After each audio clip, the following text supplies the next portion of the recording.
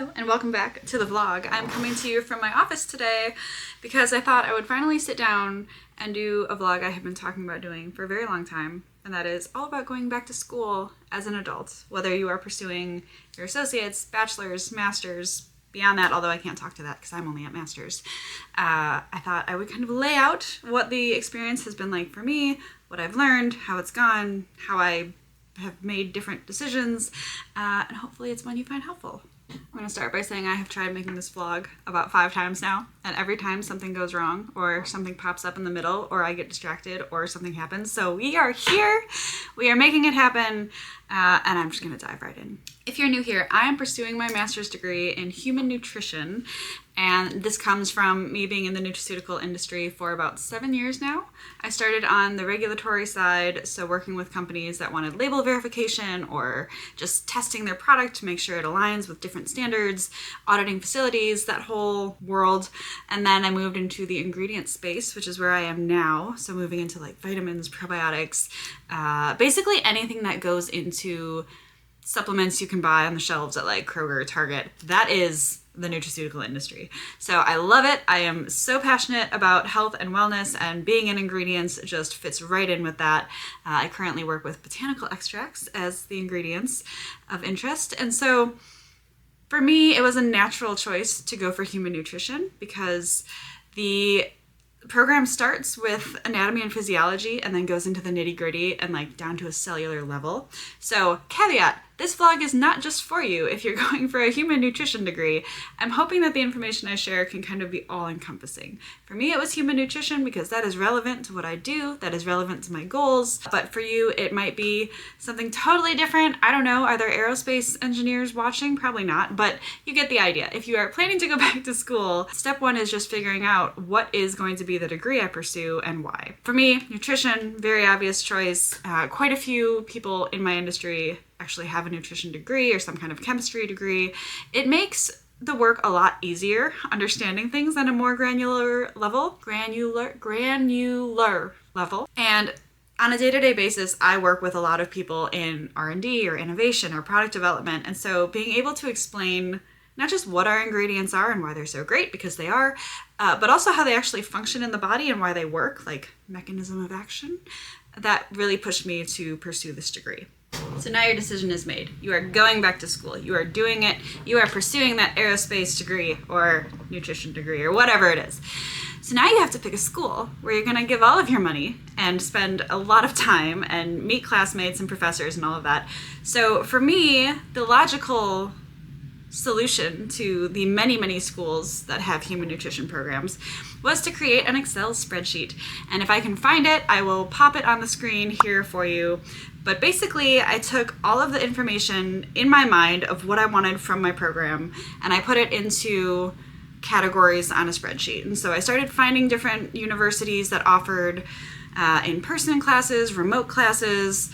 If I could find tuition information, I popped that in. If they offered digital textbooks, I popped that in. I tried to think of as many different factors as I could, even like slightly different views of the program. So some nutrition programs were more tailored to like public health, like if you were going to be a dietitian in a hospital or something of that nature. Some were more tailored towards like functional health and integrative medicine, which is sort of the avenue I ended up going. So having it all in an Excel spreadsheet was very helpful because it lays everything out in a way that makes decision making very easy. And the ones at the forefront really come and are very easy to see once you start plugging in all the information that matters to you. I will say the virtual part ended up being so key for me because there are some schools in Tennessee or nearby that offer in-person classes or some kind of hybrid, but the problem is that the closest ones were like a 3.5-hour drive, which when you have a full-time job and a husband and a house and like a fairly busy travel schedule for said job and said husband, it doesn't really make it conducive to being locked into in-person classes. So they say anyone can go back to school and get a degree.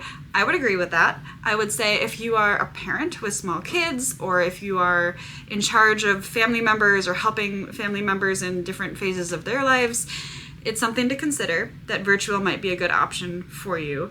And in my experience, choosing a school that was completely virtual was just the absolute obvious answer by the end of my evaluation of all these different schools.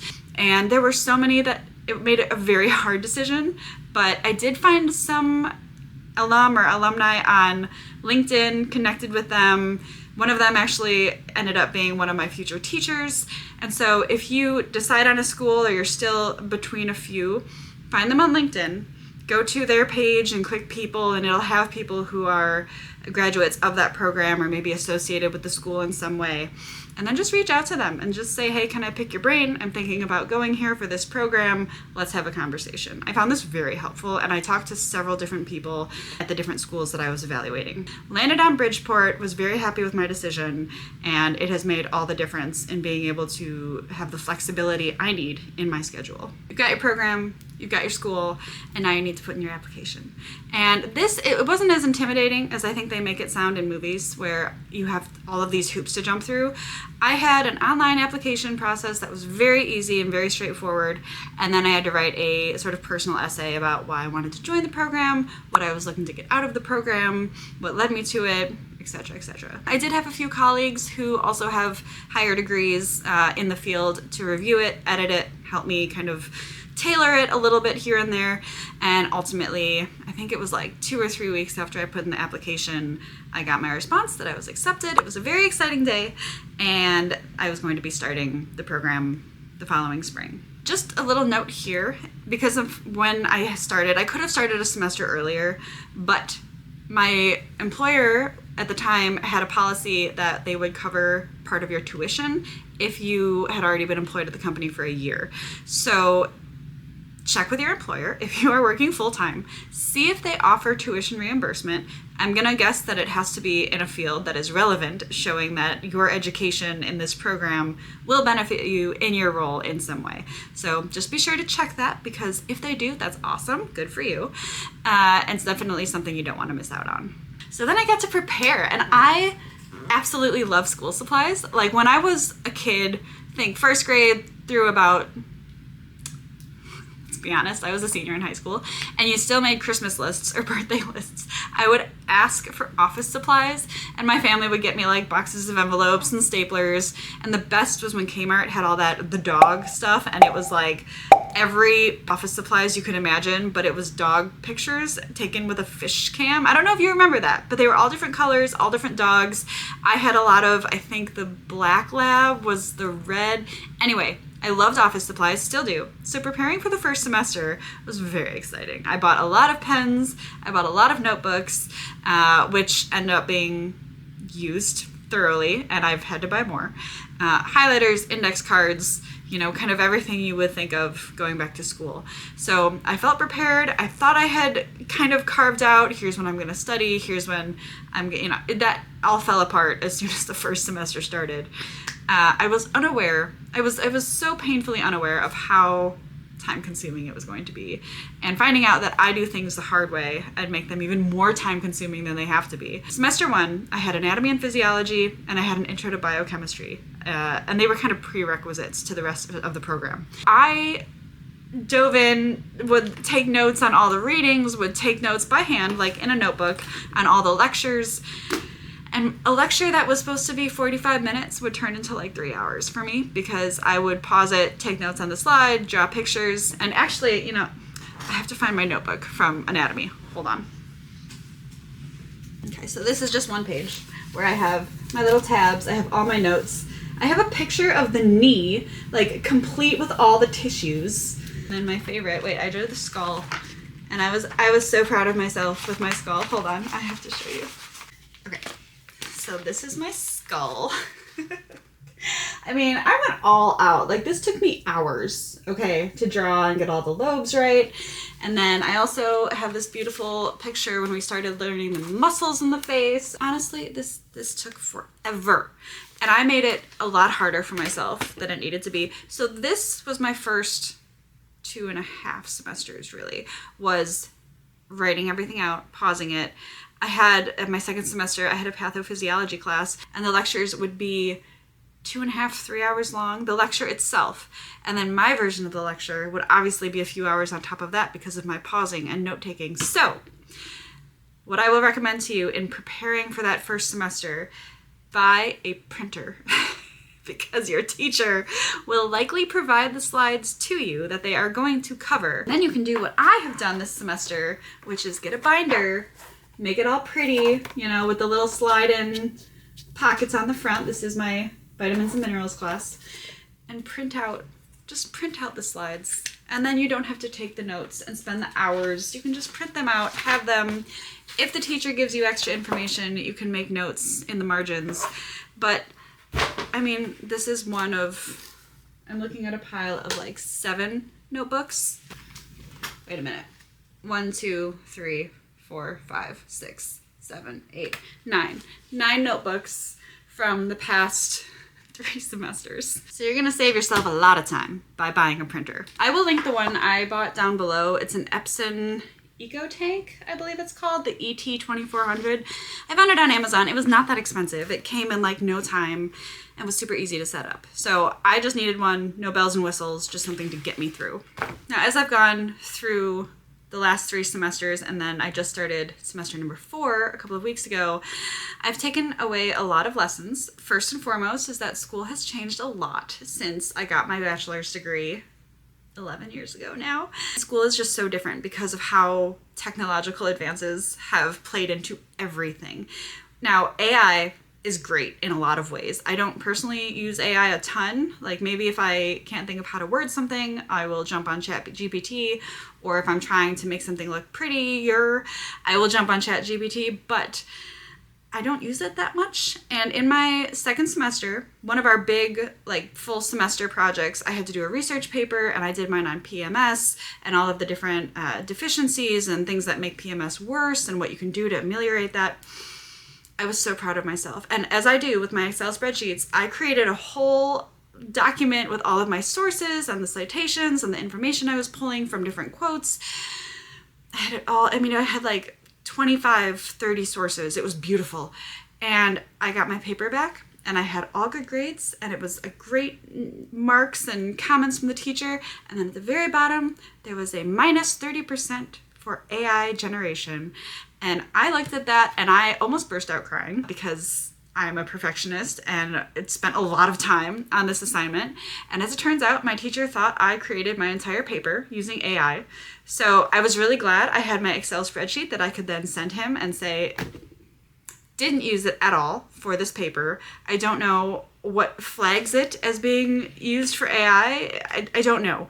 But just to be wary of, they're running it through software, I guess, that checks for AI content. And so that was different. That was new. But I've heard that talking to different teachers. Like my brother-in-law is a teacher. He's a high school teacher. And he has to have his kids write their papers in the classroom, like by hand, before they go and type it in the computer lab. Because nowadays, it's so easy to just give a prompt to an AI chatbot or chat agent and have them spit out a whole paper for you.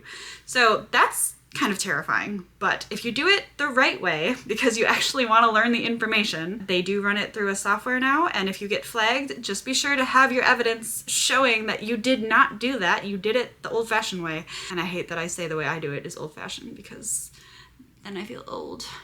The second lesson I've learned is time management, which I thought I had down pretty well, but as it turns out, school will knock you on your butt and tell you, no, you're not good at time management. So unfortunately, I hadn't read this book the first few semesters, but halfway through last semester, I came across a book called I Know How She Does It, and it is by Laura Vanderkam. It is a fabulous book. It talks about time as a mosaic. Like if you think of your week as a beautiful piece of mosaic artwork, and each tile represents, say, 30 minutes, 15 minutes, however you want to break it down, you get to create what your week looks like by placing these tiles differently and organizing your time differently. So when I started thinking of my time in that way, I got a lot better at time management. I started waking up early to do school stuff before I went to work, again, full-time job.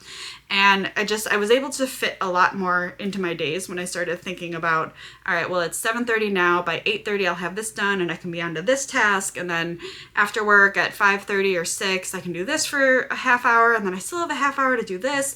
So if you really pay attention to your time and think of it like the mosaic, I would highly recommend this read because she gives examples of people who are very busy and who look very busy from the outside and how they've organized their time. They fit in bike rides with their kids, they fit in family time, they fit in church, they fit in whatever it is. She's got examples of like high-powered tech CEOs with 3 babies, or, you know, a woman with a full-time job who also has to nurse every 3 hours. Like, she gives a lot of great examples, and it really makes you take a step back and look at your own time management and go, okay, I could definitely improve in some areas. Even though I know how she does it, guys, this is also for you, because I feel like men need as much help in the time management department as women do. Next, we need to talk about giving yourself some grace, because when you go back to school as an adult, it is a lot different than when you go as a child, because as a child, school is kind of your world, if I remember correctly. It's where you spend 8 hours a day. It's where all of your friends are. It's where you eat lunch. It's where you do your extracurricular activities. Your parents might be expecting you to get good grades and reinforce that constantly and make you feel really bad if you get a B or a C, but we're going to leave my parents out of this. It's just a different phase of life when you're an adult going back to school. So you have to give yourself grace, because you have, you know, you might have a job, you might have a partner, you might have kids, pets, family to take care of, travel responsibility, whatever it is, you have a lot going on. For me, as a sort of OCD perfectionist, it has been a wake-up call, because I get a lot more stressed out when I don't do well in school. And so I'm telling you this because it is something that I am very much working on, and my husband is helping me work on it, is that if I get a bad grade or I get extra points knocked off of something that I know I could have had those points if I had just put a little more time and effort into it, I really beat myself up, and you need to not do that. There's a lot of other space in your life that is occupied by things that are keeping your family afloat and your job afloat, and sometimes you don't have all the focus to give to school. As adults, we need to be okay with that. You have to give yourself grace going back to school, because your priorities are different than they were 5 years, 10 years, 20 years ago. So just a little reminder for you.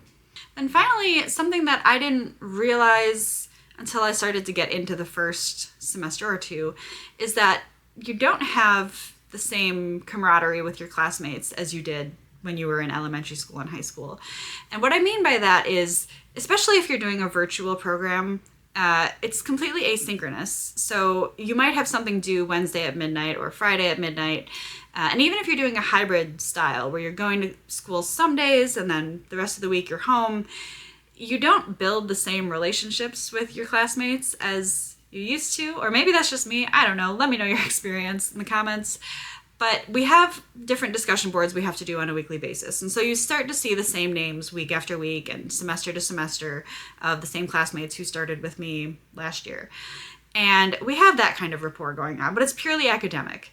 And so you do have kind of a missing piece in going back to school, where you don't have colleague or classmates to study with. You don't have people to bounce notes off of and run index cards or flashcards with, or get together in study groups at the local coffee shop. Like, my friends and I in high school would go to Caribou Coffee, and we would sprawl out over all the tables, and we'd have tons of different coffee drinks, and we'd go through all of our AP European history notes, and we would study for hours. And it was like, I loved that. I loved that kind of camaraderie with your classmates. And as an adult, everybody has different schedules, so you might catch a few to do like a study Zoom session or something. But it's just, I don't know, it's not the same. It feels like a piece is missing. So that's another thing just to be aware of. If you do have a friend or a family member or someone who's going back to school with you, or a colleague who has gone through that, maybe they would be somebody that you could build that same kind of rapport with. I think I'm going to wrap it up there. I have no idea how long this vlog is, but I hope you found this helpful. I will leave you with one other piece of advice, and that is something one of my colleagues who has her PhD in nutrition told me before I started this program and was kind of debating, hemming and hawing about it. She said the time is going to go by anyway. In my case, it's like 2.5 years. She said the 2.5 years is going to go by anyway. So you can get to the end of that period of time and come out with a degree under your belt and all this additional knowledge and all of this momentum to carry forward in your career. Or you can be in the exact same spot and still be wondering if it's the right move, if you should do it. Lots of potential for coulda, woulda, shoulda. So maybe that helps you, maybe that doesn't. The time is going to go by anyway. I would love to hear, though, if you are going back to school, or maybe you're thinking about going back to school. Let me know in the comments what you're thinking, what field you're going into, how it's going for you if you are in school. I would love to connect and answer any other questions that you have, or maybe someone else can answer a question you might have. But I hope that you enjoyed this vlog, and if you enjoyed it, please be sure to like and subscribe, and I will see you again soon for another video.